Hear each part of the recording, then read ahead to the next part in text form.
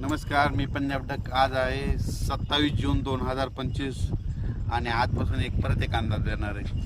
तर राज्यातल्या सर्वप्रथम शेतकऱ्याला सांगू इच्छितो की राज्यात सर्वदूरचा सध्या तरी पाऊस नाही. राज्यात विखुरलेल्या स्वरूपाचा पाऊस पडणार आहे म्हणून हा अंदाज लक्षात घ्यायचा. म्हणजे सर्वदूर सध्या पडणार नाही.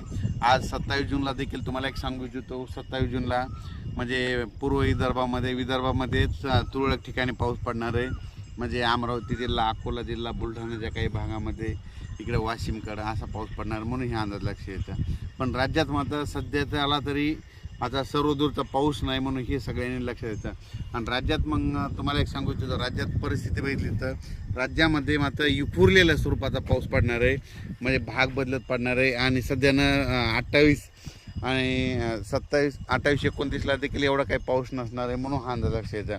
आणि त्याच्यानंतर 29 आणि 30 जूनच्या दरम्यान राज्यामध्ये म्हणजे सांगायचं झालं तर सोलापूर जिल्हा, लातूर जिल्हा, धाराशिव, बीड या भागामध्ये, तिकडल्या भागामध्ये 29-30 तारखेला 29-30 जूनला पाऊस पडणार आहे म्हणून हा अंदाज लक्षात येतो. ते पण विखुरलेल्या स्वरूपात राहणार आहे, भाग बदलत राहणार आहे म्हणून हा अंदाज लक्षात येतं.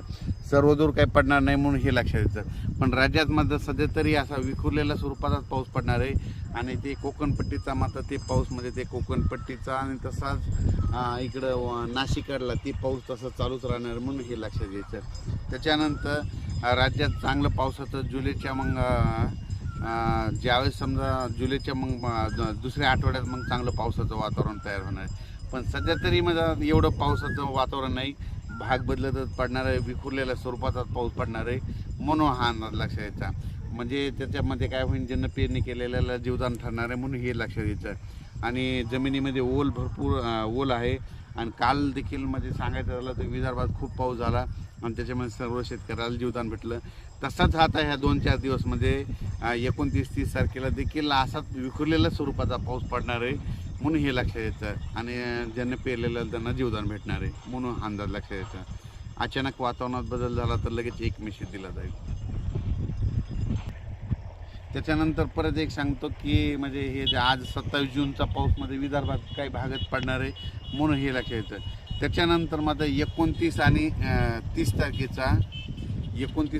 तारखेचा पाऊस तुम्हाला एक सांगतो इच्छितो. सोलापूर जिल्ह्यामध्ये पंढरपूरकडे देखील असणार आहे म्हणून हे त्यांनी देखील लक्षात यायचं. लातूर जिल्ह्यात देखील पडणार आहे, धाराशिवकडं असणार आहे, नगर जिल्ह्यात काही राहणार, कडा आष्टी बीडकडं म्हणजे कडा आष्टी पाटोदा तिकडल्या भागात देखील पडणार आहे. त्या शेतकऱ्याचे मला बरेच फोन आले, तर आमचं सोयाबीन निघालं, कापसं निघालेत आणि पावसाची नितांत गरज आहे. तर त्यांना सांगू इच्छितो की तुम्हाला 29, 30 आणि 1 तारखेच्या दरम्यान तुमच्या कडा आष्टी बीडकडे देखील पाऊस पडणार म्हणून हे लक्षात यायचं. इकडं पुन्हा त्याच्यानंतर 29, 30 आणि 1 जूनचा पाऊस आटपाडी सांगलीकडे देखील असणार आहे.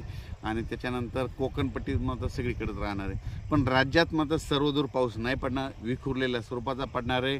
त्याच्यानंतर काही ठिकाणी ऊन देखील पडेल, कडक ऊन देखील पडेल. त्याच्यानंतर इगतपुरी, नाशिक आणि नंदुरबारचा हे पाऊस मात्र कायम राहणार आहे म्हणून हे लक्षात यायचं.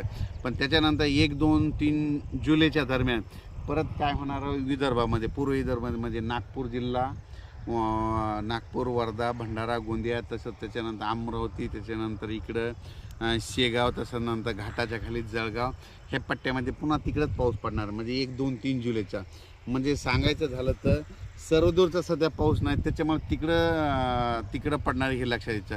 विखुरलेल्या स्वरूपाचा असणार आहे म्हणून ही सर्व शेतकऱ्यांनी अंदाज लक्षात घ्यायचा. अचानक वातावरण बदल झाला, पुन्हा उद्याच्याला एक मेसेज दिला जाईल.